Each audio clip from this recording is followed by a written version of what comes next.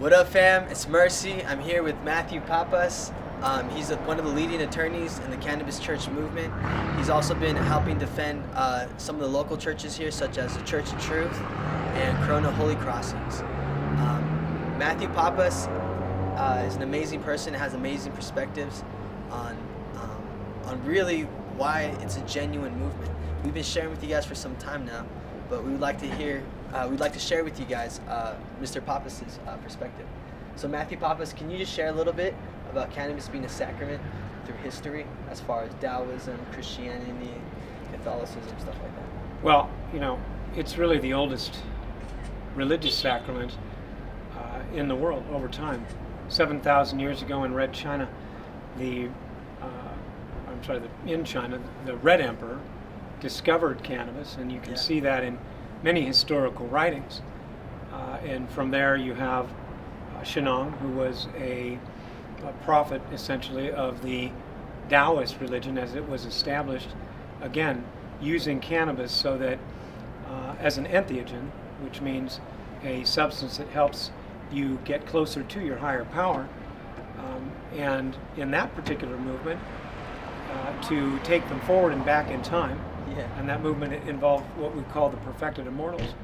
You go from there to Buddhism and the Tantra Mahakala from long ago, where there are references to cannabis, and the Shinto religion in Japan, to Hinduism in India, where there are 1 billion plus Hindus, and every year you have the Festival of Holi around the beginning of March, where the sacrament is used, the cannabis sacrament is part of the Banga, which is used to cleanse and bring you closer to your higher power.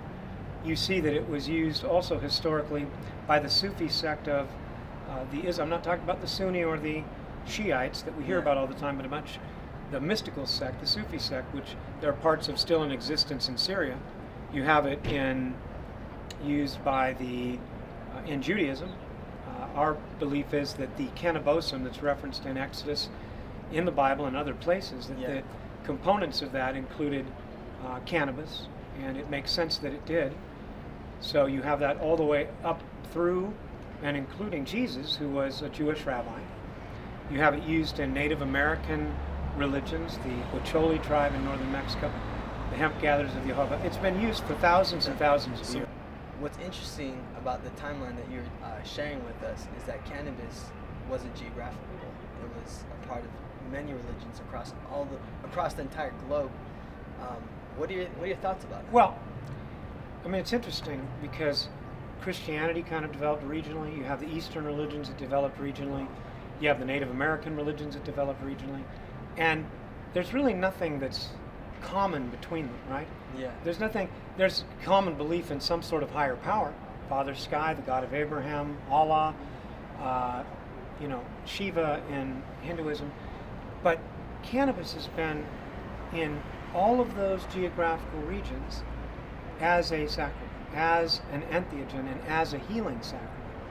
And what that says is, no matter who your higher power is, no matter who the higher power is, what the higher power is for any of the religions, cannabis is a plant that was placed here by the higher power, and it's universally used between them, and it has been universally used.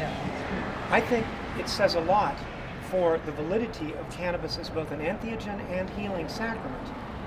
Important in any analysis of religious sincerity is that history.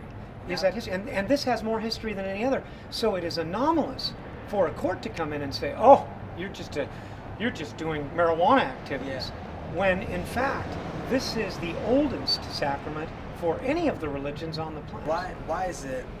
And there's evidence that proves that cannabis was a part of these religions. Why is it that, as we can tell, standing in front of Riverside County Courthouse, why does the government choose to discriminate against the cannabis churches? I think, and this really goes back to the whole idea of religion in this country. When people came over to America hundreds of years ago, when they first came over, a big reason for them coming and leaving Europe was religious persecution. And we've seen religious persecution. There's an American religion, the Mormon religion, and when Joseph Smith started that in the early mid-1800s, there was a lot of persecution against that religion, eventually in part leading to his death, a kind of violent death that he suffered. And so there is this natural tendency for people to persecute new religions. And I think Wow. there has been that going on, as well as the fact that a lot of people, at least in terms of cannabis, see it as a money thing, having a money value to it. And because the state is looking at the taxes, 42% tax, Yeah. when a church exists where its members sincerely believe that cannabis is sacrament, they've got a historical basis for that, and you've met the members of the church, you see Yeah. the sincere belief that they have, that it's an immediate reaction by government and by folks who may be at issue from the revenue dollars, 42% tax. 42% tax. 42% tax. That's To not say, fair. this isn't a real religion. This is a bunch of people that just want to get high, and it's not. It's not. And it hasn't been through the history of all those churches. So I think that's really what's happening.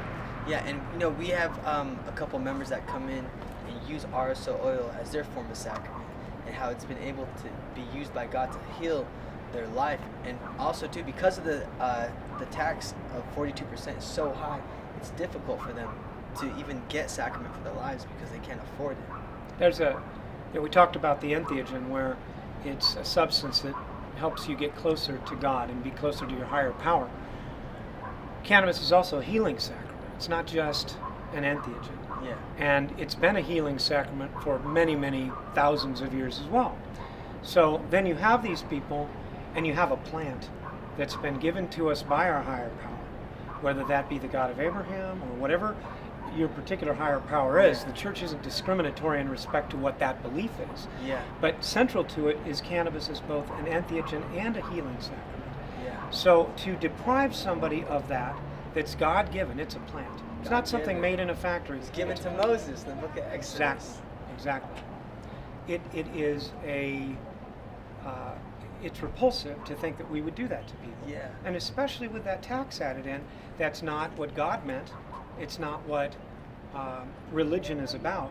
And it's totally wrong for government to be doing that. Yeah, and we're being singled out, yet there's other religions such as Christianity, Scientology, Mormon churches that also generate revenue, but to support their members in their church. You were giving some examples earlier about how Scientology, the Catholic Church, and Mormon Well, church. I'm not negative about anybody's belief. Yeah. I think fundamental in our Constitution and our system of beliefs here in the United States is the ability to have the belief you have religiously, and that shouldn't be interfered with. But I'll talk about Scientology. In Scientology, Yeah, and we love them, by the way. We love all you guys. of course, all of these religions are Yeah. fine, But but we're they're not any different than them. we're different maybe in our beliefs. Yeah. But our obligation shouldn't be to condemn them or Oh, yeah. another person for their beliefs. It should be to express what ours are, let people make and evaluate what they believe in and decide, and then to support their right to believe and to worship as they do. And so Scientology believes in something completely different.